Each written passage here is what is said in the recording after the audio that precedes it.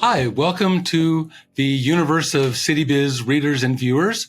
We're excited today to be speaking with Lisa McIntyre, who is with Linesight, a multinational organization that delivers professional construction, consultancy services, and strategic support to clients in multiple sectors, including data centers, life sciences, commercial, and high-tech industrial.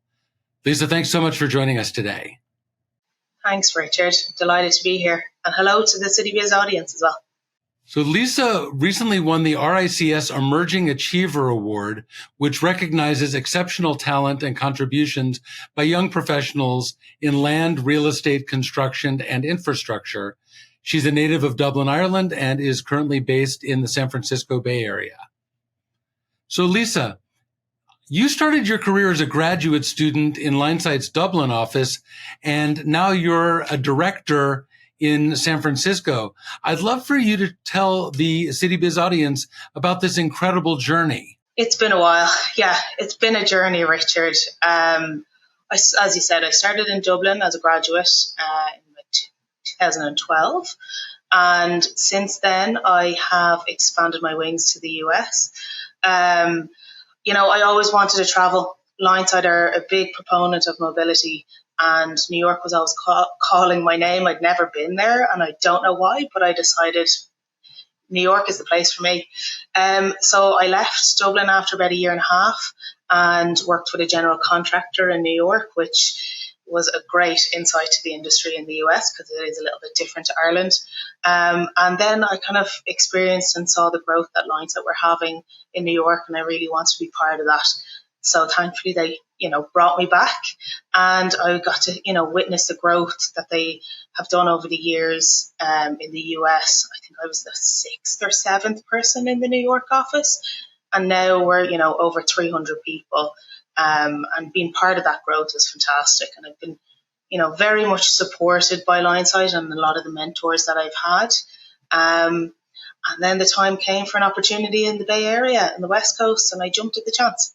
So I've been here for about 4.5 years now, and, working on multiple different types of projects, and, been given that support by my mentors has been fantastic, to bring me where I am today.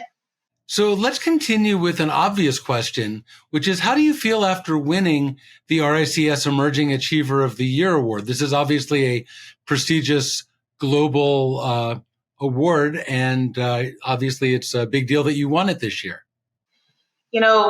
Yeah, Richard, I'm feeling very honoured, to be honest. I feel very grateful for the recognition, particularly from the RICS, or the Royal Institution of Chartered Surveyors. They are a fundamental part of our industry, and to be able to be recognised from them has been such a special feeling for me. And it's exciting, it's very exciting. Wonderful. So you were honored for exceptional management skills and devotion to excellence. What are some of the experiences that you've had in your career from the very earliest days to the present that helped hone your managerial technique beyond your obvious skills in the construction industry? And what suggestions do you have for professionals who might be looking to you as an example? Well, it might sound cliche, but I have had the I have been fortunate to have such great mentors, managers in my career to date. It's been, quite the journey, as I mentioned already.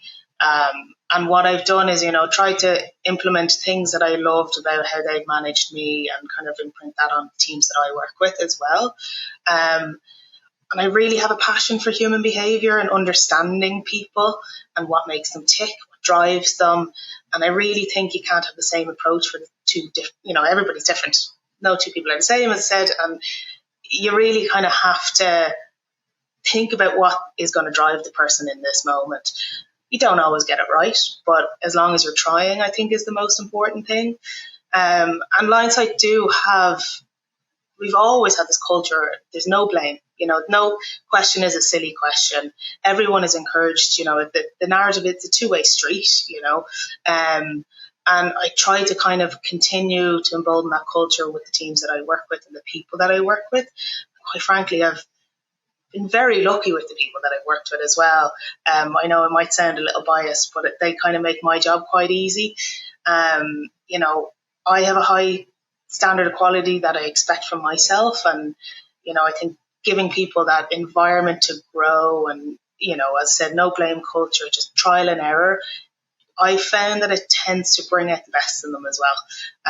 And that's kind of the area that I try to focus on. And I kind of recognize that, other teams and other people I work with kind of enjoy that environment that we work in. Great insight, Lisa. So within Linesight, you are a well-known champion of diversity, equity, and inclusion, DEI, and an advocate for women in construction. As a leader in an industry that has been traditionally male-dominated, how do you fight for equality, and what are some of the trends that you have seen within Linesight and within the industry on the path to equity? It's, as you said it there, it's no secret. It's a male-dominated industry. I do feel like it's changing, very much so. I obviously I'm a female that have been working in the industry for quite a while. I was the only female when I started in New York, and now we've kind of really expanded that to, I think we're about 40% female now in the US, which is fantastic. But I think for me, I recognize the challenges that I may have had, and thankfully those managers that I've had in the past have been very receptive to any challenges that I faced and kind of try to see the world through my lens as well, which I think is quite rare, and I've had the benefit of that. And so when me and a collective group of co-workers kind of came together and spoke to some of our leaders and managers, the reception to what we had to say was so well received, and they really understand the why as to why we should have a diverse work group, and the impact that can have. And now, that was a few years ago, and since then it has really, really expanded to be led by some fantastic people in Linesight. I really have to say, I think the key to this is employee-led approaches and the people who are really passionate about it to be empowered to, run a lot of these groups and initiatives. We now have 4 ERGs, or employee resource groups, in Linesight, again, run by really passionate people who have brought to light so many pieces of information that people just didn't know about. And it's creating this environment, a culture of learning about different people, different backgrounds, and understanding what that kind of diversity can bring to the table.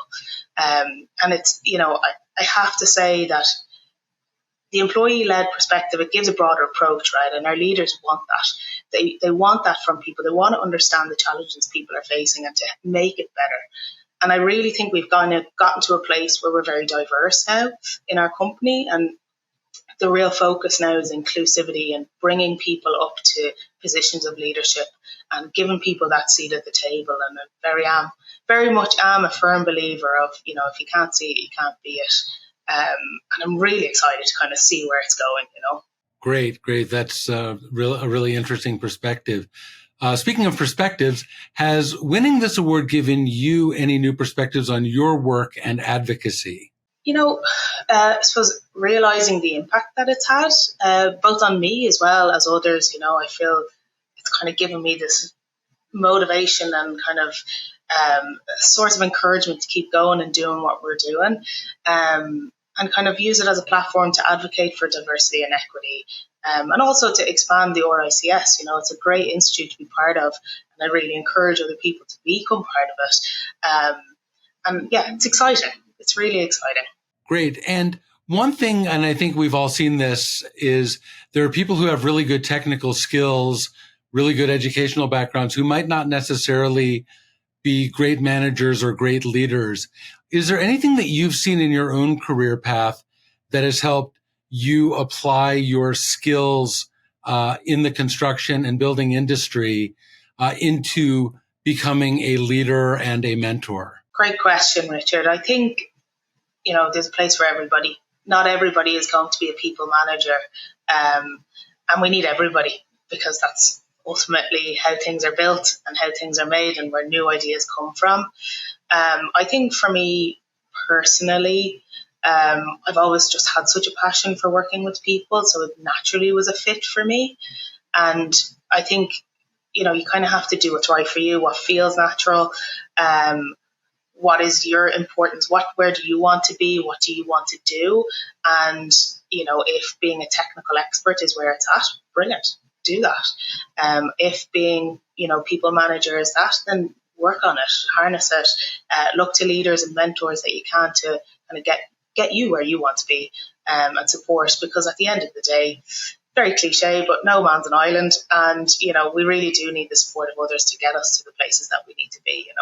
Wonderful. Well, Lisa, thank you so much for making time to speak with me today. It's obviously an important topic. Congratulations on winning this prestigious award.